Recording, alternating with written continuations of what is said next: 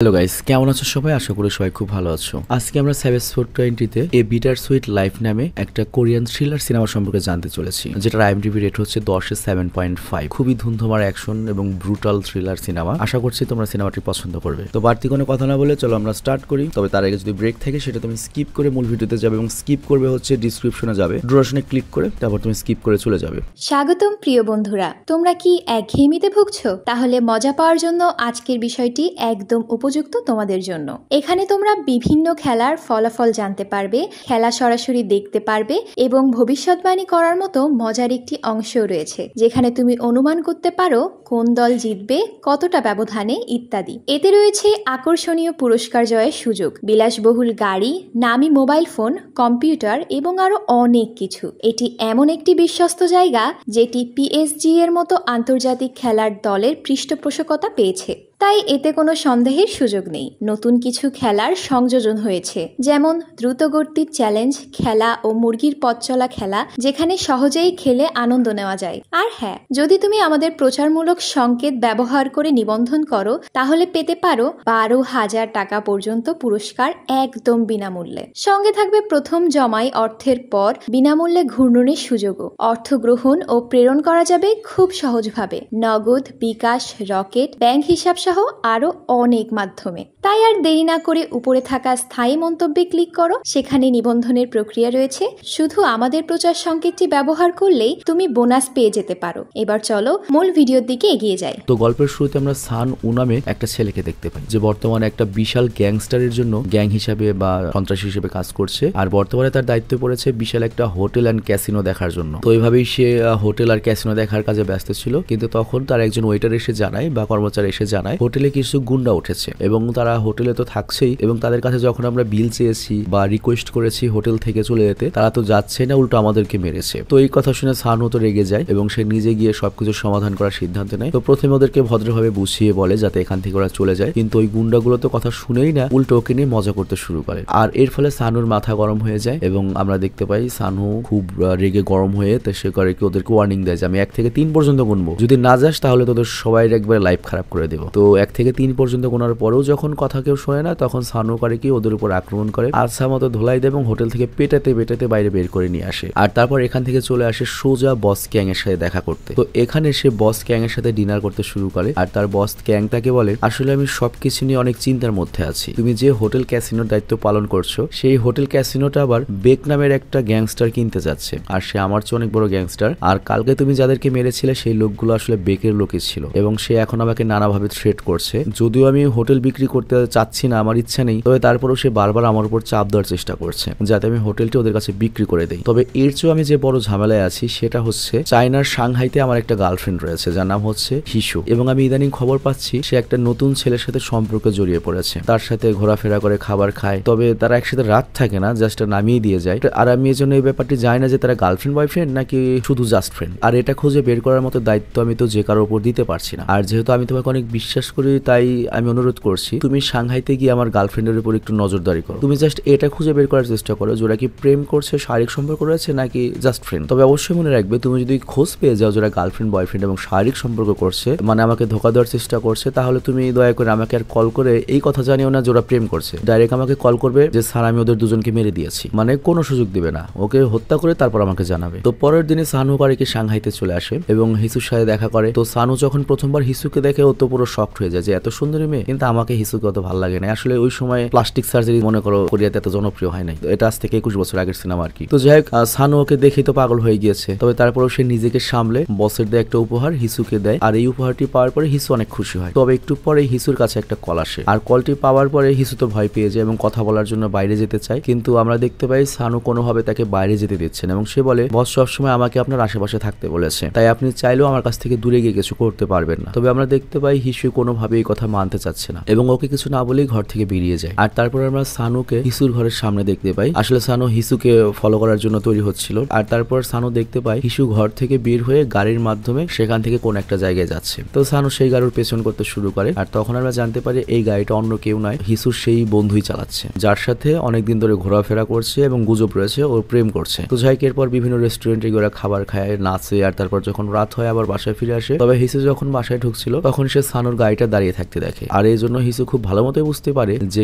ক্যাং মানে বস অন্য কোনো কারণে সানুকে পাঠায়নি, বরং ওর উপরে নজরদারি করার জন্য পাঠিয়েছে। তো এরপর রাতের বেলা সানু তার এক বন্ধুর সাথে দেখা করতে আসে, আর সে হচ্ছে চাইনিজ একটা গ্যাংস্টার, সেও ক্যাং এর জন্য কাজ করে। তো এই বন্ধু সানুকে বলে, বেক নামের যে লোকটার কথা তুমি শুনেছো, যার লোকদেরকে তুমি মেরেছো, সে কিন্তু পাগলের মতো তোমাকে খুঁজছে, কারণ সে তো হোটেল ক্যাসিনো কিনবে, এর পাশাপাশি সে তোমার জীবনটাও চাইছে, কারণ ওই রাতের বেলা তুমি তার লোকদেরকে মেরেছো, এটা নিয়ে তার মাথা গরম হয়ে গিয়েছে। তো এই জন্য সে তোমার জীবনটাও চায় হোটেল এবং ক্যাসিনোর সাথে। আর এইদিকে আমরা দেখতে পাই বেক বারবার করে সানুর ফোনে কল করছে। তো সানু তখন রেগে গিয়ে কলটা রিসিভ করে এবং বলে, তুই যে রেস্টুরেন্টটা কিনতে চাচ্ছিস, সেই রেস্টুরেন্ট বিক্রি করার চিন্তা এখন আমার মাথায়ও নেই, আর যদি তোর অন্য কোনো কাজ থাকে তাহলে সামনাসামনি এসে আমার সাথে ডিল করার চেষ্টা কর। আর এই কথা বলে সে ফোনটি কাট করে দেয়। আর বেকের কথা না শুনে কল কেটে দেওয়ার জন্য বেকের মাথা তো অনেক গরম হয়ে যায়, কারণ এই ব্যাপারটিকে সে অপমান হিসেবে নিয়েছে। আর এই অপমান দেখার পরে বেকের সামনে পড়ে থেকে একটা লোক তো ভুলে হেসে দিয়েছে, আর তার জন্য বেক করিকে রেগে টেলিফোনের দিয়ে বাট দিয়ে ওকে একবারে কেলিয়ে দেয়, মানে মেরেই ফেলে। তো এখানে আমরা দেখতে পাই বেক কত ভয়ানক একটা সাইকো টাইপের লোক। আর এইদিকে সানু যখন ঘুমাতে যাওয়ার জন্য প্রিপারেশন নিচ্ছিল, তখনও কোনোভাবেই ঘুমাতে পারছিল না, কারণ এই হালার মাথায় ওর বসের চেহারা ভেসে উঠেছিল। আর তাই ঘুমাতে অনেক দেরি হয়ে যায়, যার কারণে পরের দিন সে অনেক দেরিতে ঘুম থেকে ওঠে। আর ঘড়ির দিকে তাকে সে তো অবাক হয়ে যায় যে এত দেরি করে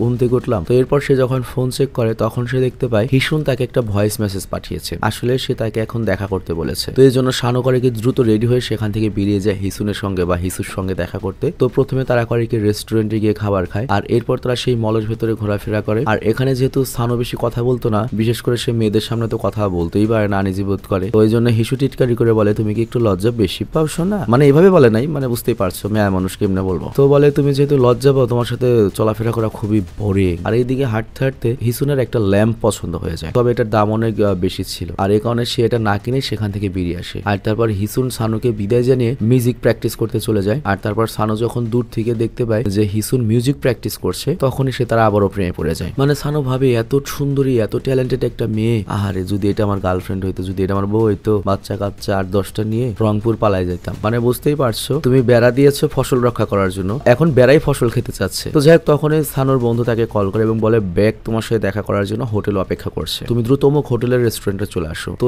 এরপর সানুর সময় নষ্ট না করে দ্রুত হোটেলে চলে আসে। আর এখানে বেক আর সানু এক অপরের সামনে মোটামুটি ভালোই কথাবার্তা শুরু করে। তো বেক সানুর সাহস দেখে অনেক খুশি হয় এবং ভাবে যে ওকে ইউজ করবে, আর এর জন্য বলে, তোমার আর আমার মধ্যে মনে হয় একটা ভুল বোঝাবুঝি হয়েছে, আর এই জিনিসটা ক্লিয়ার করা উচিত। তবে সানু ওকে সোজাসুজি না করে দেয়, বলে, তোমার আমার মধ্যে কোনো ভুল বোঝাবুঝি হয়নি, তুমি আমার যে হোটেল কিনতে চাও আমি জাস্ট সেটা বিক্রি করতে চাই না। তো এই জন্য ভালো হয় তুমি এখান থেকে কোনো কথা না বলে দ্রুত এখান থেকে বেরিয়ে যাও। তো এখানে বেক আবারও অপমানিত হয় এবং মুখ বন্ধ করে হোটেল থেকে বেরিয়ে আসে। আর তারপর সানু দ্রুত চলে আসে হিসুনের মিউজিক ক্লাসে তাকে নিয়ে যাওয়ার জন্য। তবে এখানে এসে সানু দেখতে পায় হিসুনের ওই ছেলে বয়ফ্রেন্ডটি অলরেডি আগে চলে এসেছে, আর তাই তাকে দেখে সানু দ্রুত সেখান থেকে চলে আসে। আর এরপর সে একটা জায়গায় গিয়ে লুকিয়ে পড়ে এবং ওদেরকে ফলো করতে করতে ও দেখতে পায় যে হিসুনকে সেই ছেলেটি বাসায় নামিয়ে দিয়ে চলে গিয়েছে। তো এখানে কিছুক্ষণ দেখার পরে সানু যখন আবারও বাসার দিকে ফিরছিল, তখন হঠাৎ করে সানুর সামনে হিসুনের সেই বন্ধুর গাড়িটা আসে চলে। সানু তো অবাক হয়ে যায়, গাড়িটা আবার কেন এইদিকে আসছে। তো গাড়িকে গাড়ি ঘুরিয়ে ওই গাড়িকে ফলো করতে থাকে এবং দেখতে পাই গাড়িটা ঘুরে ফিরে আবার হিসুনের ঘরের মধ্যে এসেছে। তো এরপর সানু যখন বাড়ির মধ্যে গিয়ে চেক করে, সে দেখতে পায় যে ওরা দুজন রাশিয়া ইউক্রেন যুদ্ধ শুরু করে দিয়েছে। আর এটা দেখার পরে সানু তো পুরোপুরি শক যে ওর বস তো ঠিকই বলেছে, দুজনের মধ্যে তো বন্ধুত্ব নাই, এরা তো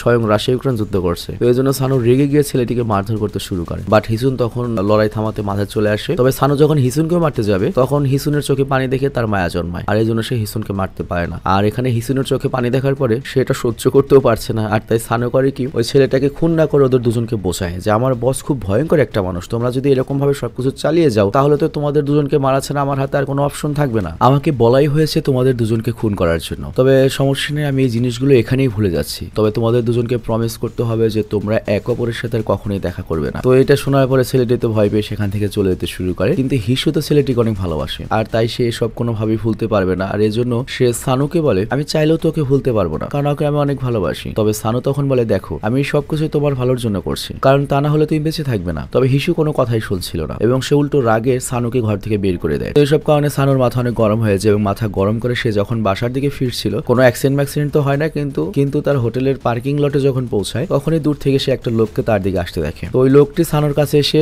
বলে যে তোমার বলার জন্য মাত্র 3টা শব্দ রয়েছে, সেটা হলো আই এম সরি, মানে আমার ভুল হয়ে গিয়েছে, আর তুমি যদি এটা না বলো তাহলে আমি তোমার সাথে যেটা করবো ওটা তুমি স্বপ্নেও কল্পনা করতে পারবে না। বাট সানু তো একটা সন্ত্রাসী, ও বলে আমি কিছুই বলবো না, তুই কি করবি, বরং তুই এখান থেকে চলে যা, এতে তোরই ভালো হবে। তো ওরা আর কেউ কিছু বলে না, দৃশ্যটা এখানে কেটে যায়। আর তার কয়েকদিন পরের দৃশ্য আমরা দেখতে পাই মিস্টার ক্যাং হিসুর সঙ্গে দেখা করতে এসেছে চীনে, এবং ক্যাং তার কাছে যাওয়ার চেষ্টা করে। বুঝতেই পারছে ও রাশিয়া ইউক্রেন, কিন্তু হিসু তো তাকে কাছে আসতে দেওয়া দূরের কথা, ভালো মতো কথাই বলছিল না। তো এইটা দেখার পরে ক্যাং বুঝতে পারে সে যেটা সন্দেহ করেছিল সেটাই হয়েছে। আর এইদিকে সানু যখন তার ঘরে হিসুর কথা চিন্তা করছিল তখনই হঠাৎ করে বেকের লোকজন ওর উপর আক্রমণ করে দেয়। আর এরকম হঠাৎ আক্রমণের কারণে সানু কোনোভাবেই নিজেকে বাঁচাতে পারে না এবং তারা সানুকে ধরে মারতে মারতে এক বন্দি করে একটা জায়গায় নিয়ে আসে এবং সানুকে দড়ি দিয়ে বেঁধে ঝুলিয়ে রাখে। আর একটু পরে বেক সামনে চলে আসে এবং বেক এইবার সানুর চোখে চোখ রেখে বলে, এইবার কি তোর শাস্তি হয়েছে? এবার কি তোর ভেতরে ভয় এসেছে? আমি তো তোকে আগেই বলেছিলাম তুই ভুল মানুষের সাথে পাঙ্গা নিয়েছিস, কিন্তু তুই বারবার আমাকে এতবার বিরক্ত করেছিস যে তোর সাথে আমি এমনটা করতে বাধ্য হয়েছি। তোকে কতবার বললাম যে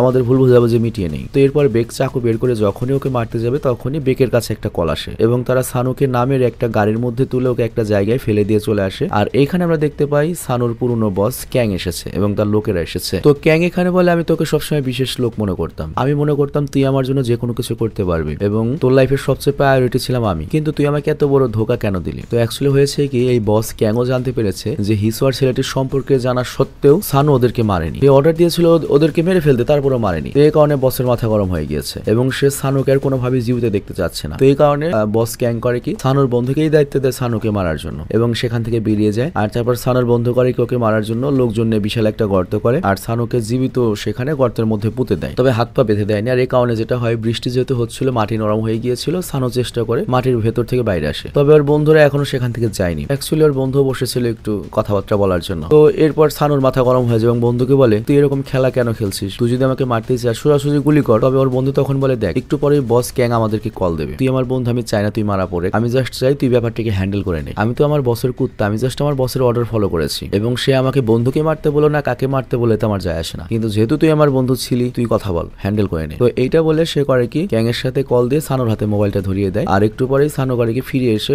ফোনটা ফিরিয়ে দেয় এবং বলে, আমি বসের সঙ্গে কথা বলেছি। তবে যখন ওই বন্ধু ফোনটা চেক করে সে দেখতে পায় ফোনে তো ব্যাটারি নেই, তাহলে কার সাথে কথা বললো, কিভাবে কথা বললো? কিন্তু যতক্ষণ এটা বুঝতে পেরেছে তার আগেই সানু করেছে কি, সেই ফোনের ব্যাটারি তোর বন্ধুর চোখে আক্রমণ করে এক এক করে থাকা সেখানে সবাইকে মারতে শুরু করে আর সবাইকে মেরে এখান থেকেও চলে যায়। আর এইদিকে আমরা কেং আর ব্যাককে একটা মিটিং করতে দেখি, মানে দুই বসকে, কারণ তারা দুজন এখন এক হয়ে গিয়েছে। তো তারা একসাথে কাজ করার সিদ্ধান্ত নিয়েছে। তবে কাজ শুরু করার আগে ক্যাং ওদের সবাইকে একটা গল্প শুনিয়ে সতর্ক করে দেওয়ার চেষ্টা করে, মানে ও কতখানি ভয়ানক এটা বোঝানোর চেষ্টা করে। তো সে বলে, আমার একটা ছেলে ছিল যে সবসময় আমার সাথে থাকতো আর আমার জন্যই কাজ করতো এবং আমি আমার জীবনে চাইতে ওকে আমি বেশি ভালোবাসতাম, এমনকি আমার নিজের চেয়েও বেশি বিশ্বাস করতাম। তবে একদিন আমি জানতে পারি সেই ছেলেটি আমাকে ধোকা দিয়েছে এবং সে আমার অর্ডার ফলো করেনি, আর এই কারণে আমি তাকে নির্মমভাবে মৃত্যু দিয়েছি। যদিও ওকে আমি ভুল স্বীকার করার জন্য অনেকবার সুযোগ দিয়েছিলাম, তবে সে একবারও ভুল স্বীকার করেনি আর এই কারণে তাকে নির্মমভাবে মরতে হয়েছে। আসলে দোষ ছোট বা বড় যেটাই হোক, আমার কাছে এটা কোনো ব্যাপার না, ভুল হচ্ছে ভুল এবং ভুল করলে তো স্বীকার করতে হবে। আর যদি সে স্বীকার করতো তাহলে আমি তাকে ক্ষমা করে দিতাম, আর যেহেতু স্বীকার করতে চাইনি তাই তাকে আমি নির্মমভাবে হত্যা করেছি। তো আমরা তখন বুঝতে পারি এটা সানুর গল্পেই বলছে, তবে বস ক্যাং তো যায় না যে সানু এখনো বেঁচে রয়েছে। আর এইদিকে আমরা দেখি সানু করে কি, তার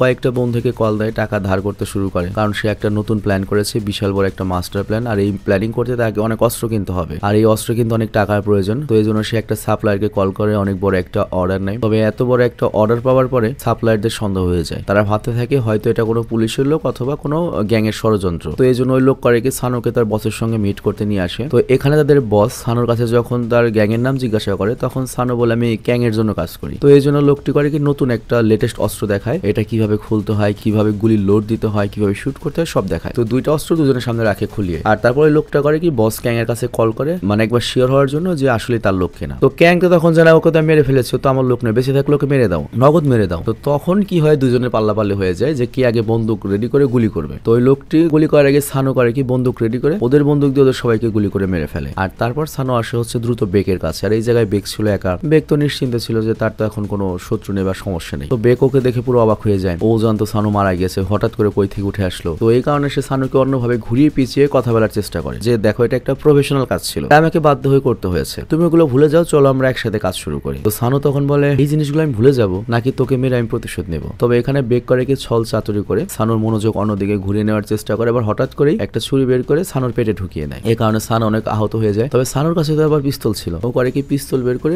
বেককে সেখানে মেরে ফেলে। তবে সানু লড়াই অনেক আহত হয়ে গিয়েছে, মানে ছুরির জন্য। তো এই জন্য সানু করে কি গাড়িতে গিয়ে বসে, আর তখন তার মাথায় হিসুর নাম আসে। আর এই জন্য সে হিসুকে একটা কল করে, কিন্তু হিসু হয়তো রাশিয়া ইউক্রেনে ব্যস্ত ছিল, তার বন্ধুর সাথে কলটা রিসিভ করেনি। আর ওই মুহূর্তে হিসুর কাছে একটা পার্সেল আসে হচ্ছে একটা দামি ল্যাম্প, যেটা আমাদের সানুই পাঠিয়েছে এবং এটা হিসু দেখে বুঝতে পারে, ওর মনটা ভালো হয়ে যায়। আর এইদিকে সানু একটা ওয়াশরুমে গিয়ে জামায় থাকা রক্তগুলো পরিষ্কার করে আর ক্ষত জায়গায় ব্যান্ডেজ করে ফ্রেশ হয়ে বন্ধুর সঙ্গে দেখা করতে চলে আসে। আর এটা তার সেই বন্ধু যে তাকে কবরে পুঁতে দিয়েছিল। তো সানো ওকে দেখা করে 1 সেকেন্ড সময় নষ্ট না করে নগদ ওকে গুলি করে সেখানে মেরে ফেলে। আর এরপর সানো তার প্রতিশোধ কমপ্লিট করার জন্য তার সবচেয়ে বড় শত্রু মানে তার নিজের বস ক্যাং এর কাছে যায়। তো এখানে সেই লেভেলে একটা ফাইট শুরু হয় এবং ফাইট গুলো আমি কিভাবে এক্সপ্লেন করবো আমি বুঝতে পারছি না। তবে আমি যখন আজারের ব্যাসেল গুলো পারছি তখন রিকোয়েস্ট করবো ভিডিও এডিটরকে এখানে ফাইটের বিভিন্ন সিন গুলো দেখানোর জন্য। তো মোটামুটি সবাইকে মারার পরে যখন সানো বসের সামনে আসে, বসকে জিজ্ঞাসা করে আমার কি দোষ ছিল, আপনি কেন আমাকে মারার চেষ্টা করেছিলেন? আমি বিগত অনেক বছর কুত্তার মতো আপনার সাথে ছিলাম, আপনি যখন যা বলেছেন তাই করেছি,